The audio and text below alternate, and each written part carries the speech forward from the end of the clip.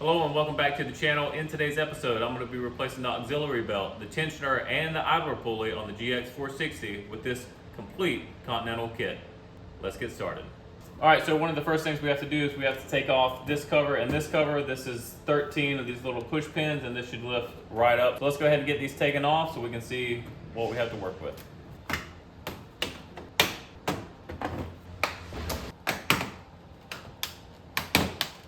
Alright, so I was using this trim tool to try to get these out. This little screwdriver is actually doing a little bit better job, so we're just going to keep moving with that. And try not to break any of these. Alright, that should be all of them, so we're going to see if we can take this off.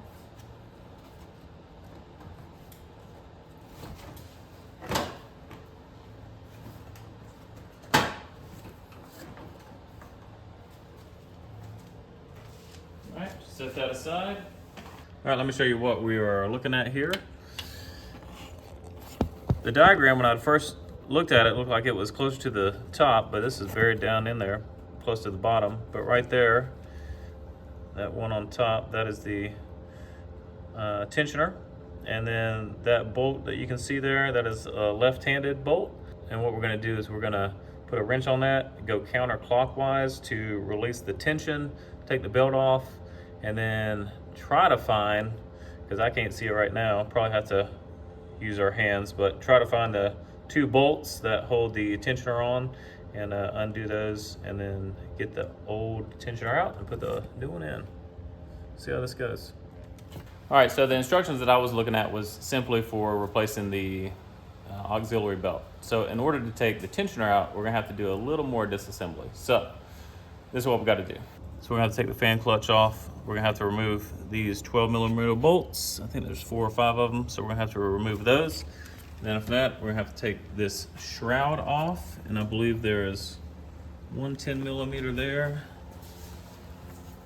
2, and then 3 right there. And then we'll just disconnect this from that.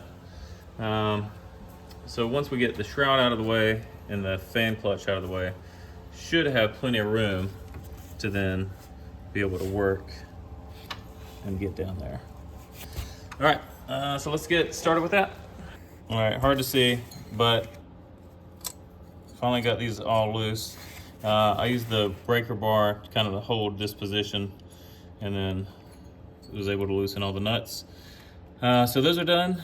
Now we're gonna move on to those 3 10mm and then see how we can work this thing out. Sorry I didn't get any footage on that. I thought I was recording and it was not.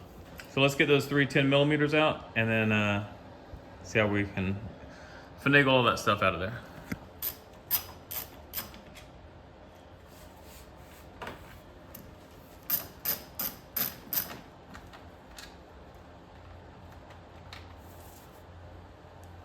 All right, there actually looks like there's a 4th 10mm right here.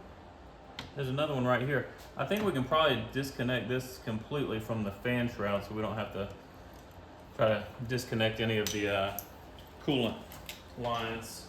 Let's see if we can do that.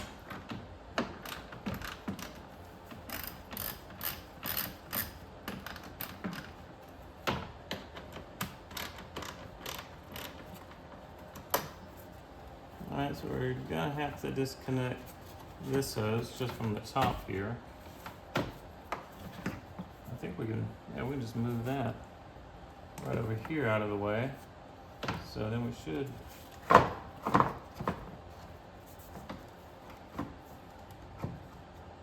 All right, and I'm sure this just has like holes that it goes into. So now I'm gonna try to get these bolts undone from the fan here and then try to work the fan out and then bring the fan shroud out. Because I don't think that I'm gonna be able to remove this until we get that out of the way.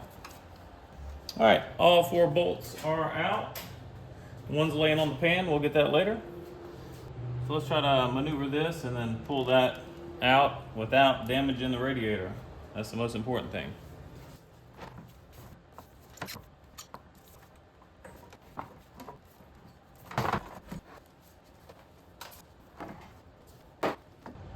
Okay, now that we got it out of the way, we got plenty of room to work. All right, so before, couldn't do anything here. Now we can actually reach down and touch it. So it is kind of a bear to have to remove all that, but it wasn't too bad. And now we have direct access to the tensioner. So I'm gonna put my ratchet on that, take the tension off, take the belt off, and then we're gonna find those 2 bolts and get that out, and hopefully swap this thing around pretty quickly. All right, now that we've got ample amount of room, like I said, this is a left-handed bolt, so we're gonna push to the left. It's gonna release that tension. I'm gonna take that belt off, and then work on getting those 2 bolts out. They're gonna be right there and there. All right, I got the borescope down there so you can see a little bit better, but that's gonna be the 6mm hex slot. And then right down there, that bolt at the bottom is gonna be I believe that's 12mm. So we're gonna go for that center first. It looks pretty crusty. So wish us luck. All right, so here is the old tensioner. Pretty sure this has never been replaced. So there you go, there's the old tensioner, and now we're gonna swap back in the new one. I'm gonna look up the torque specs for these bolts because I didn't get them in the stuff that I downloaded. So I'm gonna try to find the torque specs for these bolts and then just start with the reassembly. So both of these bolts that I took out of the tensioner are 8mm from here, as far as my calipers told me. So the instructions that came with this said M8 is 16 to 24 foot-pounds, and then I saw online that apparently these are supposed to be 17 foot-pounds, so that falls within that parameter. So I'm gonna put those back in, 17 foot-pounds, then I'm gonna move on to torquing down the idler pulley. Fortunately, I have this borescope here, so I have it looking at the 2 holes that I have to go into, so I'm gonna use this to kind of guide it into place, and once it's loosely fashioned in there with those bolts, then I'm gonna go ahead and torque both of them down to 17 foot-pounds. All right, now time to torque to 17 foot-pounds. Looks like I'm gonna need an extension here.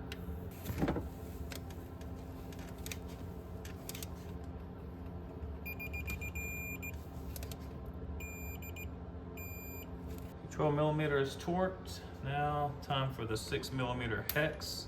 And this one, I would say, you know, if you have the opportunity, make sure that you get bolts to replace these. This hex was not in the best of shape. So if I would have known that beforehand, I would have ordered another one to replace this one with. So I'm gonna be very careful to make sure that this mates properly in there, because I do not want it to be stripped any more than it kind of already is.